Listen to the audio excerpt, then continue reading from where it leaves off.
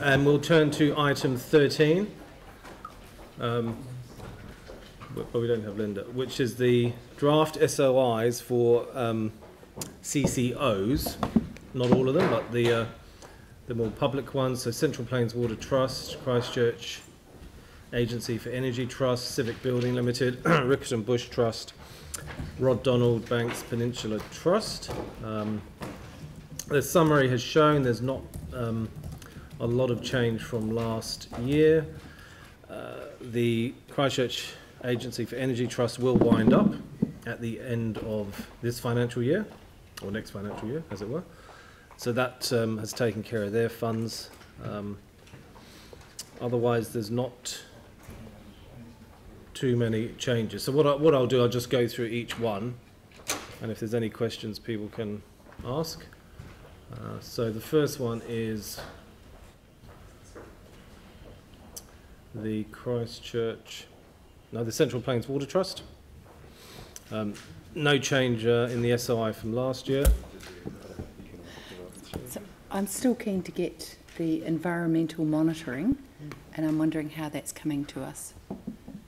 Like, I think we've had this question before. Yes, we have. Yep. Every time. Going to get a briefing on it? Okay, thank you, Sam. Okay, so we'll get is it a briefing or a memo on that? I think you requested a briefing. Yes. So Okay. Right. Okie dokie. The CAF. Yanni?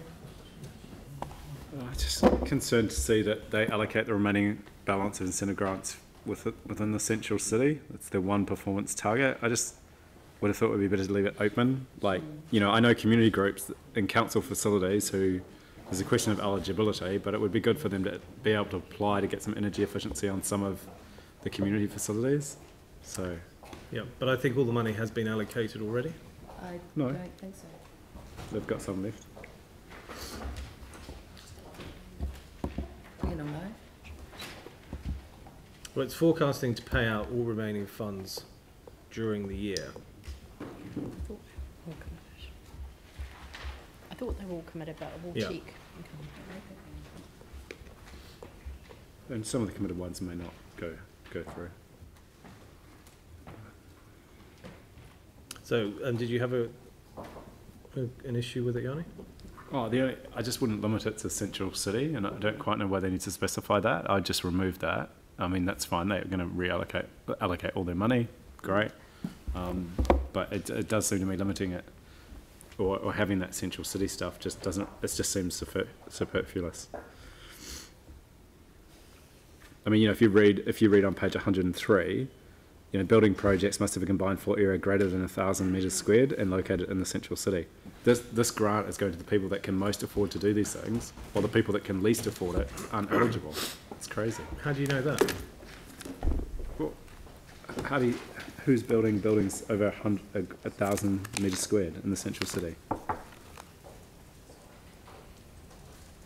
Linda, we're just discussing the Christchurch Agency for Energy Trust. Mm-hmm.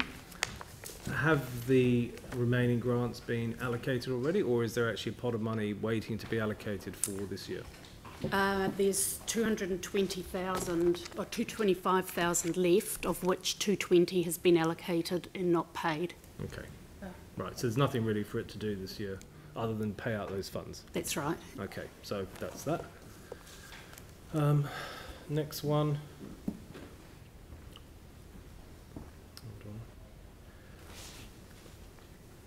Okay, Civic Building Limited. That's same as last year. Yanni, you'll have the same questions as last year? Yeah, well, because we keep asking, sorry, I just don't quite know where it's got to. We've repeatedly asked, I think, for a workshop briefing on the kind of governance arrangements. I think last time we were told that there's work with Ngāi Tahu around changing the management agreement. I mean, basically, we've been taken for a ride for a number of years. I thought there was a process underway to kind of revisit that. Can we get some clarity over when that's likely to occur and when we can get a really good understanding of it?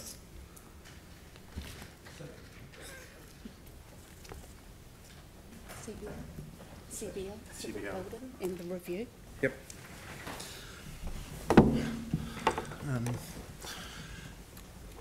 So yes, there is a review going underway. I'm speaking here not CBL as owner, but council as the tenant.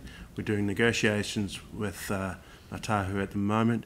We hope to be able to brief council within the next 4 to 6 weeks. There was a meeting yesterday held. There's some final modelling that needs to be done, that needs to be looking at this from the perspective of council as a tenant, but also CBL on behalf of council as an owner. Once that's complete, we also then need to get the sign-off and agreement from CBL as owner and from Ngāi as owner before they make a formal offer to us. So we'll work through that, and we should be back to council for a briefing in 4 to 6 weeks. Good, thank you very much. So, following that, we can make request modifications to the statement of intent. Things come up that are materially different.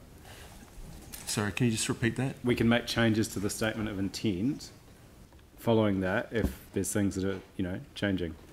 Yes, there could be changes, although the actual statement of intent is about their strategic objectives and projecting their financial indicators. It's hard to imagine those changing, but if they do... So through that process, you can't see us getting any financial benefit or changes to our financial targets? I think that will come through later on. There's no formal offer on the table, so I can't comment about that at this point. But keep in mind that there's two different roles.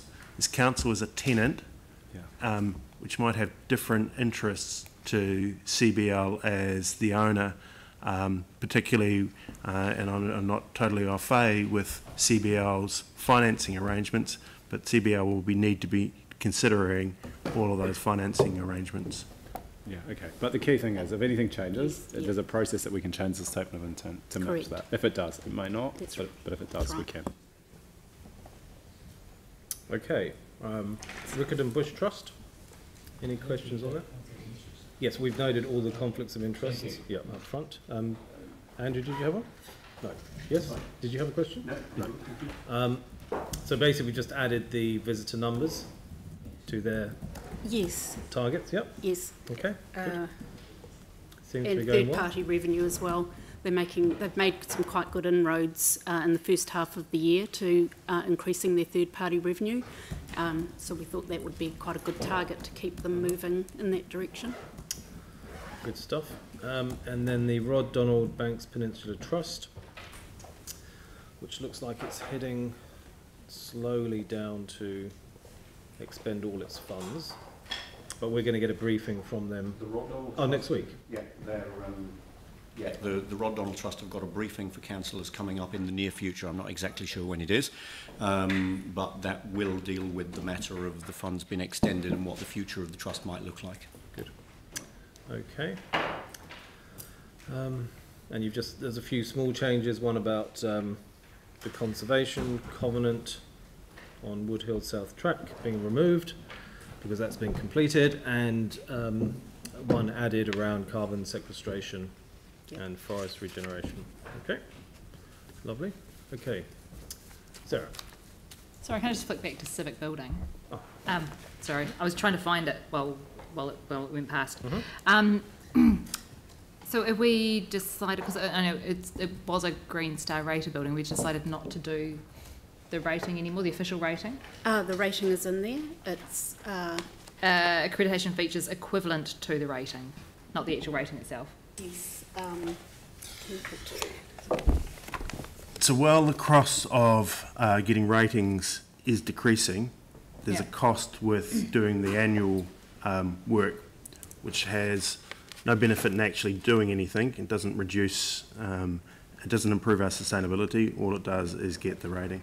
So at this point, we've suggested to the CBL directors that we'd be better off spending that money and continuing to spend that money on things like we're about to commence, such as installation of LEDs throughout the building, and work that's just recently been completed, such as the recommissioning and readjusting of the Trigen plant that contribute to both reduced greenhouse gas emissions and reduced costs.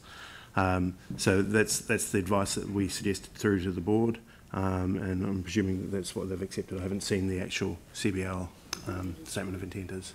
Okay. But that money is going directly back into environmental outcomes? Absolutely, yep. Yep. You'll shortly see over the May-June period significant work throughout the building as we retrofit. The existing light fittings are at the end of their life. It's time for a group bulk relamp, and we're going through and replacing them all with LEDs. That's going to have a significant energy reduction, so therefore greenhouse gas equivalent reduction, as well as cost savings. So that's as a for instance of the type of things we're doing. Cool, thanks. Okay, any other questions? Okay, so we have a resolution to note the draft statements of intent for those 5 CCOs. We've added the Rickerton one in. I can't read that because someone's got something up on it. Okay, and agree that those are acceptable to the council and can be sent back for finalisation. And I've also noted the... Did you have a question? Moved Aaron, seconded Mike. I've noted all the various conflicts. Yeah, okay, Tim, you can. But we've noted all the conflicts of interest, but I'm just going to put it all as it is up on the screen. Pardon? No, not on these ones. No. Oh no, he is actually. Is he? Okay, Sarah can. So even though Tim isn't on actually any of those boards. But anyway, you're out anyway. Okay, so I'll put the motion. All in favour say aye. Aye. Actually, Mr. Chair, and I know it's a bit late now, but is it just worth actually just for accuracy here that Tim's name's removed from the conflicts because he doesn't actually have a conflict? Yeah.